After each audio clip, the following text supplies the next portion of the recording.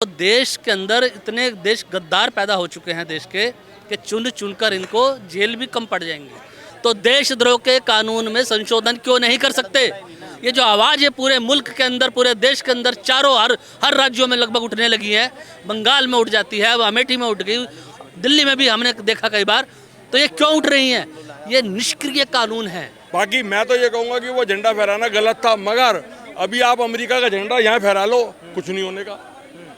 हाँ, पाकिस्तान का नहीं होगा, चाइना का नहीं होगा, इनके नहीं होंगे, मगर आप अभी फहरा लो इंग्लैंड का झंडा, तुम्हारे को घोड़े पे बिठा बिठा के नचवा देंगे सारे में।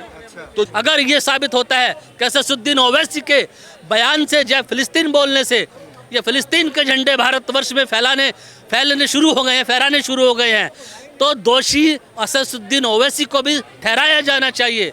जांच बिठाइए ना, कहाँ है संसदीय जांच कमेटी?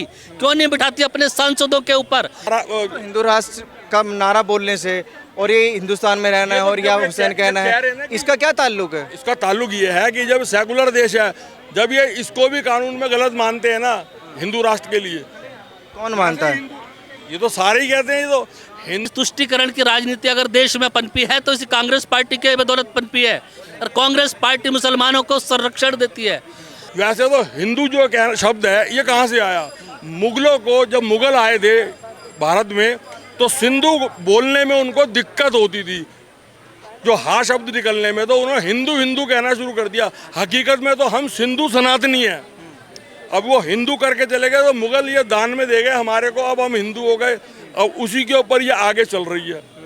ऐसे दो लोग समाज के अंदर पैदा ही ना हो, वो कानून का डर होना चाहिए कि अगर हमने देश के विरोध में, देश के खिलाफ कोई गतिविधि की तो हमारा हश्र क्या होगा। इस देश में कानून का डर नहीं है।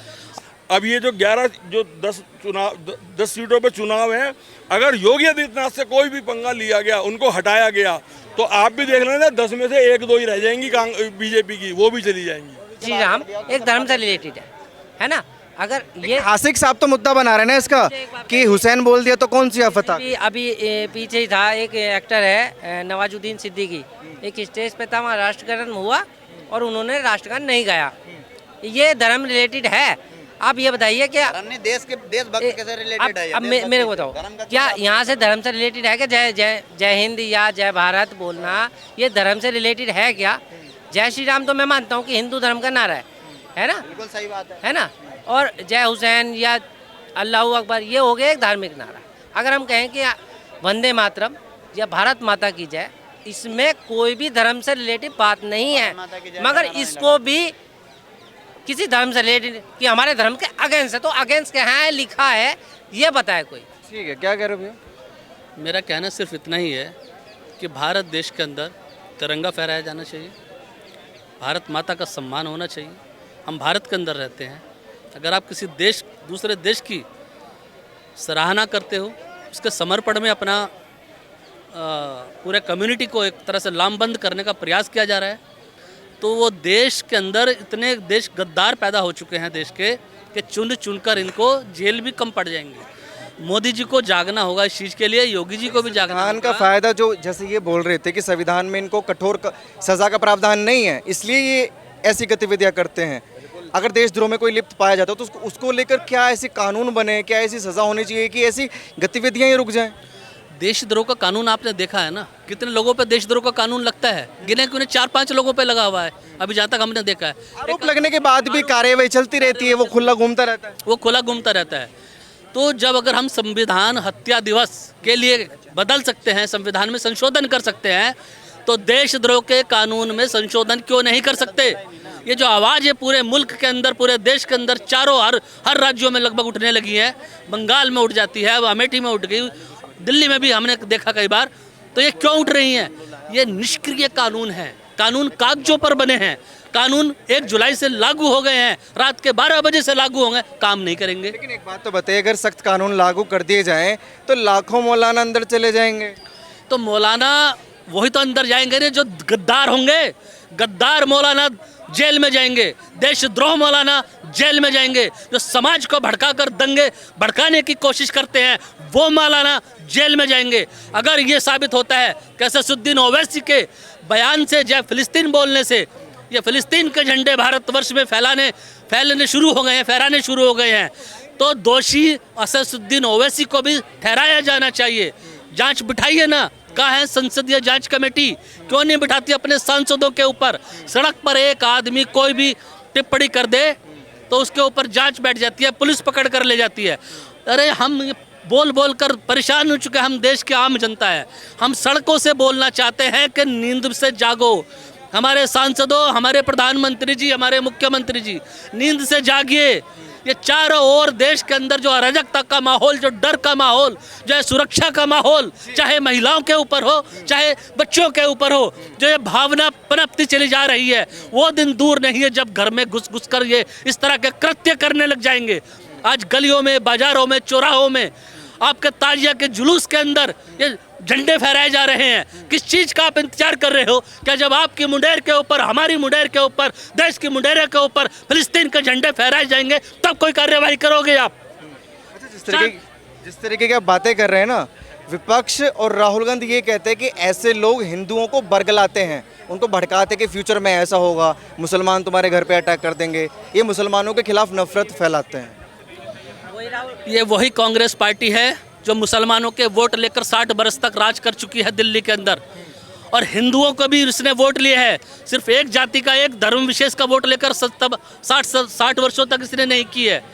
आज तुष्टीकरण की राजनीति अगर देश में पनपी है तो इसी कांग्रेस पार्टी के बदौलत पनपी है। और कांग्रेस पार्टी मुसलमानों को संरक्षण देती है, गलत चीज़ों का समर्थन करती है।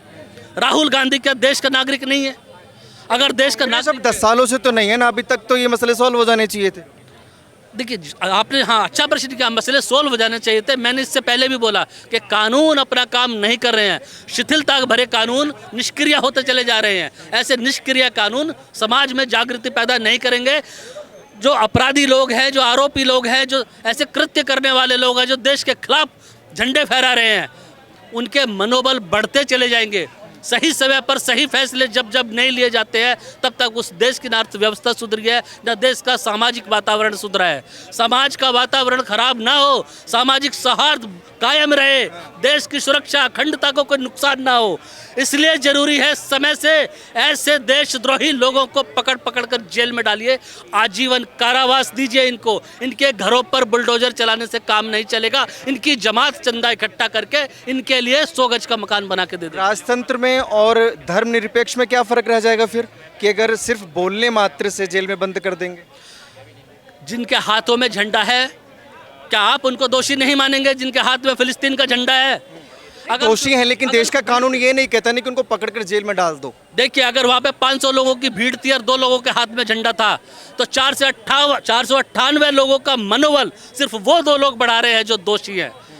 ऐसे 2 लोग समाज के अंदर पैदा ही ना हो, वो कानून का डर होना चाहिए कि अगर हमने देश के विरोध में, देश के खिलाफ कोई गतिविधि की तो हमारा हश्र क्या होगा। इस देश में कानून का डर नहीं है। आज खुलेआम झूम रहे हैं लोग। सबसे पहले एक्शन तो सांसद पे होना चाहिए, जैसे कि इनके ऊपर। ठीक है, आप नहीं उठा के जेल में डाल सकते, लेकिन संसद में भी तो नहीं बोल सकते, आप किसी देश का नारा नहीं लगा सकते। सबसे पहले तो एक्शन ओवैसी पे होना चाहिए कि नहीं होना चाहिए। अगर आप, यही तो है इकोसिस्टम, जब सांसद एक ऐसा कर रहा है उसके ऊपर आप कुछ ना आप उससे माफ़ी मंगवा रहे हो, ना वो गलती का उससे पछतावा करवा रहे हो, ना कोई एक्शन ले रहे हो, तो यह तो लोग तो पनपेंगे ही, जाहिर सी बात है। और उसके बाद ये लोग उस देश का समर्थन, चलो ठीक है 1 मिनट के लिए आपने कर भी लिया, लेकिन वो देश सही भी तो होना चाहिए। गाजा पट्टी में कितने आतंकवादियों को समर्थन करती है, वो कितना करती है? स्टार्ट युद्ध का किसने किया था? फिलिस्तीन के गाजा पट्टी के जो आतंकवादी थे, वहाँ के लोगों को बंधक बनाया, वहाँ के बच्चों का, इजराइल के। तब इजराइल ने हमला किया। इजराइल ने पहले किया हो तो आप बताओ ना मेरे को। ठीक है, क्या नाम है सर आपका? नहीं, आप करो। अरे नाम तो बताइए। करो। नाम ही नहीं है? नाम क्यों नहीं है? क्या नाम है? पुरानी दिल्ली का बाशिंदा हूँ, नाम नहीं है। संजय। हाँ जी। संजय गांधी? नहीं, गांधी का होंगे, गांधी अपने घर में, हम सक्सेना है। सक्सेना है। ये जुलूसों में किसी देश का झंडा फहराना सही लगता है आपको? गलत है वो, गलत है वो। फिलिस्तीन का झंडा जो जुलूस में देखा था वो तो इनको हिम्मत कहाँ से मिलती है आखिर ये झंडे फहराने की, ये नारे देने की कि इस देश में रहना है तो या हुसैन कहना? कहाँ से हिम्मत आती है, क्या लगता है? अब ये तो वही बता सकते हैं जो हिम्मत कर देते हैं। बाकी मैं तो ये कहूँगा कि वो झंडा फहराना गलत था, मगर अभी आप अमेरिका का झंडा यहाँ फहरा लो, कुछ नहीं होने का। हाँ, पाकिस्तान का नहीं होगा, चाइना का नहीं होगा, इनके नहीं होंगे, मगर आप अभी फहरा लो इंग्लैंड का झंडा, तुम्हारे को घोड़े पे बिठा बिठा के नचवा देंगे सारे में। तो जिनसे दुश्मनी, यानी ये मुसलमान है, वो तो इजराइल का और फिलिस्तीन का क्या पंगा है वो तो उनको पता होगा ज़्यादा, क्योंकि जो इजराइल है वो अकेला मुस्लिम कंट्रियों से घिरा हुआ है चारों तरफ से, तो उसको भी अपनी सुरक्षा चाहिए ना। तो अब ये क्या पंगा, अब वहाँ पर जिस तरीके से वो अटैक कर रहा है, वो फिलिस्तीन में भी देख रहे हैं, छोटे छोटे बच्चे, दूध मुँहे बच्चे मर रहे हैं, लाइन से बमबारी हो रही है स्कूलों पे भी, हर जगह पे भी, वो भी गलत है। सारे देशों को मिलकर चाहिए कि इनको रोकें, इनको रोकें कि ये लड़ाई किसी भी चीज़ का मसला, किसी चीज़ का मसला लड़ाई से नहीं हल होने वाला। समर्थन करना और अपनी रैलियों में और जुलूसों में उसका झंडा फहराना, इसमें तो फर्क है ना। 100% गलत है, वो नहीं होना चाहिए था, उसकी सजा उनको मिली और वो गिरफ्तार हुए। अरे भैया, तुम्हें अगर फहराना है तो अपने धर्म के साथ। अभी दो लोग मेरे साथ जुड़े हुए थे, वो कह रहे थे कि ओवैसी जी ने जो बोला था जय फिलिस्तीन, ये उसी का तो असर है। नहीं, वो असर है, मगर एक बार बता दूं, आप इस बात को मानते कि जब सेकुलर देश है हमारा, तो यहाँ पर ये बोलना भी कि हिंदू राष्ट्र, क्योंकि आप ये बात को जानते हैं कि पूरा हिंदुस्तान कभी एक हिंदू राष्ट्र तो था नहीं। आप मराठा, मुंबई के राजा, मराठा के राजा, अलग अलग राज्य थे ना, ये तो अंग्रेजों के टाइम के अंदर ये सबों को एक किया गया। तो अब आप अगर बंगाली हैं, अभी मैं कह रहा हूँ हिंदू राष्ट्र करना है, तो आप सहमत नहीं है। हिंदू राष्ट्र का नारा बोलने से और ये हिंदुस्तान में रहना है और या हुसैन कहना है, इसका क्या ताल्लुक है? इसका ताल्लुक ये है कि जब सेकुलर देश है, जब ये इसको भी कानून में गलत मानते हैं ना हिंदू राष्ट्र के लिए। कौन मानता है? ये तो सारे ही कहते हैं, ये तो हिंदू राष्ट्र तो वैसे है ही। हिंदू राष्ट्र की डेफिनेशन क्या है जनाब? हिंदू राष्ट्र की डेफिनेशन क्या है? ये तो आप, क्या हिंदू राष्ट्र इस दुनिया में एग्जिस्ट करता है? तो हिंदुस्तान में एग्जिस्ट करता है। तो अगर इसको हिंदुस्तान बोल रहे हैं तो हिंदू राष्ट्र बोलने में क्या वैसे प्रॉब्लम? तो देखो, बहुत ज्यादा थ्योरी आती हैं। अब हिंदू शब्द कहाँ से आया? वो थ्योरी छोड़ दीजिए, अब नारों को जोड़ के देख रहे हैं। एक ये नारा बिल्कुल अलग है कि इस देश में रहना है तो या हुसैन कहना है। हुसैन इस धरती का नहीं है। मैं आपकी बात पे आ रहा हूँ। वैसे तो हिंदू जो शब्द है ये कहाँ से आया? मुगलों को जब मुगल आए थे भारत में, तो सिंधु बोलने में उनको दिक्कत होती थी, जो हा शब्द निकलने में, तो उन्होंने हिंदू हिंदू कहना शुरू कर दिया। हकीकत में तो हम सिंधु सनातनी हैं। अब वो हिंदू करके चले गए, तो मुगल ये दान में दे गए हमारे को, अब हम हिंदू हो गए। अब उसी के ऊपर ये आगे चल रही है। मगर मेरे ख्याल से आज देश में बेरोजगारी जितनी हो रही है, उसके ऊपर काम होना चाहिए। ये हिंदू मुस्लिम का मैटर हो गया बहुत। जिस तरीके से अब योगी आदित्यनाथ के ऊपर ठीकरा फोड़ा जा रहा है कि यह हरवा दिया, तो सारी सीटें बुक तो अमित शाह ने करी कि कौन कौन लड़ेगा वहाँ से। पहले से बुक हो गई थी सारी सीटें तो इन्होंने ही दी है कि योगी आदित्यनाथ ने सीट बांटी है कि ये टिकट आपको दिया, वो टिकट उसको दिया। उन्होंने थोड़ी दिया। आज हार गए। हार क्यों गए? जब इन्होंने संविधान का जो है, इनके 6 बंदों ने, जो 6 विधायक थे, उन्होंने जगह जगह बोला ना संविधान बदल देंगे, ये कर देंगे, वो कर देंगे। उसकी वजह से ये पंगा हो गया। और इधर राहुल गांधी, अखिलेश यादव ने लोगों के दिमाग में ठूस ठूस के भर दिया कि ये पंगा होने वाला है, ये संविधान बदल देंगे देश का। संविधान बदलने को इतना तूल काहे बनाते? क्योंकि अभी 2 लोग जो बोल रहे थे कि इनके लिए कानून आना चाहिए, संविधान में बदलाव की जरूरत है। जो देश में अपने जुलूसों में फिलिस्तीन का झंडा फहरा रहे हैं, उनके लिए तो कानून बनना चाहिए, और वो बिना संविधान में बदलाव के होगा नहीं पॉसिबल। तो संविधान बदलने से क्या तकलीफ है? ये दोनों बातें अलग अलग है। फिलिस्तीन का झंडा तो अभी 4 दिन की बात है, ये तो 2 महीने पहले की बात है, इलेक्शन से पहले की। जो इनके 6 आपके लिए बहुत कॉमन सी चीज है, ये कोई बड़ी चीज नहीं है कि फिलिस्तीन का झंडा फहरा दिया। गलत है, लेकिन छोटी सी चीज है। जो 240 सीटों पे मोदी जी आए हैं ना, ये इन्हीं लोगों ने मरवाया। मोदी जी पहले ही बंदे को रोक देते ना कि हेलो, किसने कहा कि हम संविधान बदलेंगे? बाद में उन्होंने बोली ये बात। पहले ही बोलते तो ये हशुन्ना होता, 300 पार तो कर ही लेते। मगर उनके ये बोलने से 6 जने बोलते रहे, और उन्होंने इसको कैश कर लिया। अखिलेश यादव ने और राहुल गांधी ने कैश कर लिया। लोगों को समझा दिया कि ये कांड हो जाएगा अगर ये जीत गए। तो उसकी वजह से अब यूपी में तभी 33 सीटें रह गई, जबकि यूपी की 75 सीटें आनी चाहिए थी। अब ये जो 10 सीटों पे चुनाव है, अगर योगी आदित्यनाथ से कोई भी पंगा लिया गया, उनको हटाया गया, तो आप भी देख लेना 10 में से 1-2 ही रह जाएंगी बीजेपी की, वो भी चली जाएंगी।